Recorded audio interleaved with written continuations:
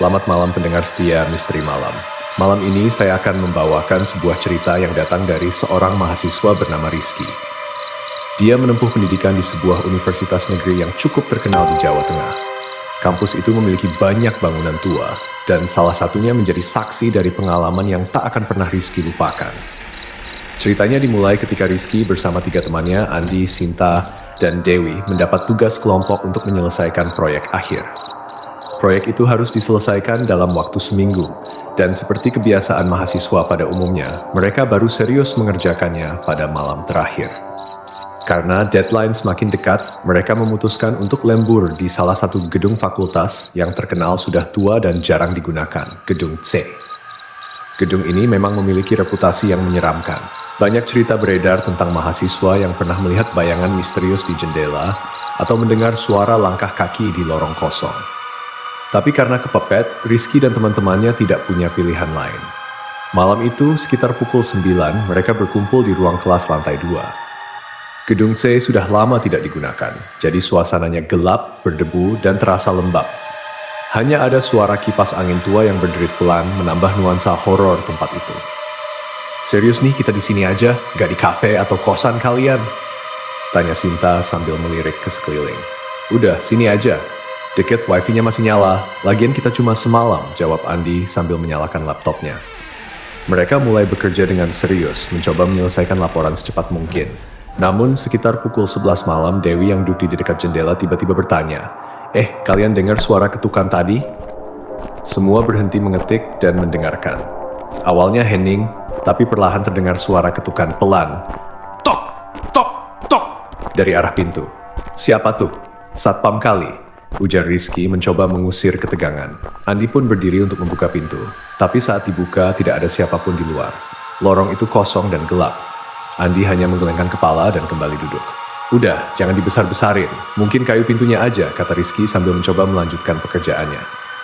Namun ketukan itu terdengar lagi, kali ini lebih keras dan lebih cepat, seolah-olah seseorang benar-benar ingin masuk. Dewi mulai gelisah. "Udah yuk, pindah tempat aja. Gak nyaman banget." Rizky mencoba menenangkan mereka, tapi suasana makin aneh ketika lampu di ruangan mereka tiba-tiba berkedip-kedip sebelum akhirnya padam total. "Sial, mati lampu," keluh Andi sambil menyalakan senter dari ponselnya. Namun ketika cahaya senter menyinari ruangan, mereka semua terdiam. Di sudut ruangan dekat lemari tua, ada bayangan seseorang berdiri. Sosok itu diam, hanya menatap ke arah mereka. "Siapa itu?" teriak Rizky dengan suara gemetar. Tidak ada jawaban, tapi perlahan bayangan itu mulai bergerak mendekat. Wajahnya mulai terlihat dalam cahaya redup. Seorang perempuan dengan rambut panjang yang berantakan, kulit pucat, dan mata yang kosong menatap mereka dengan tajam.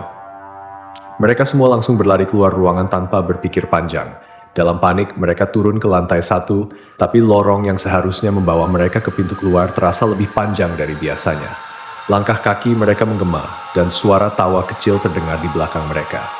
Ketika akhirnya mereka sampai di pintu keluar, mereka mendapati pintu itu terkunci rapat. Andi mencoba menariknya sekuat tenaga, tapi sia-sia. "Gak bisa dibuka, gimana nih?" teriak Andi panik. Mereka berbalik dan melihat sosok perempuan itu berdiri di ujung lorong, semakin dekat. Sinta mulai menangis. "Aku gak mau di sini, aku mau pulang." Dalam kepanikan, Rizky ingat cerita dari seniornya bahwa jika bertemu dengan makhluk seperti itu, jangan pernah menantang atau menunjukkan rasa takut. Dengan gemetar, ia menunduk dan mulai berdoa dalam hati. Anehnya, saat ia berdoa, suara tawa itu perlahan menghilang, dan sosok perempuan itu lenyap dari pandangan mereka. Lampu di lorong menyala kembali, dan pintu yang tadi terkunci tiba-tiba terbuka. Tanpa berpikir panjang, mereka berlari keluar dari gedung itu dan tidak pernah kembali lagi. Pendengar Misteri Malam, hingga sekarang, Rizky dan teman-temannya masih merasa trauma dengan kejadian itu. Mereka tidak pernah tahu siapa atau apa sosok perempuan tersebut, tapi satu hal yang mereka yakini, gedung tua itu menyimpan rahasia yang seharusnya tidak diusik. Selamat malam dan sampai jumpa di kisah berikutnya, jika Anda masih berani mendengarkan.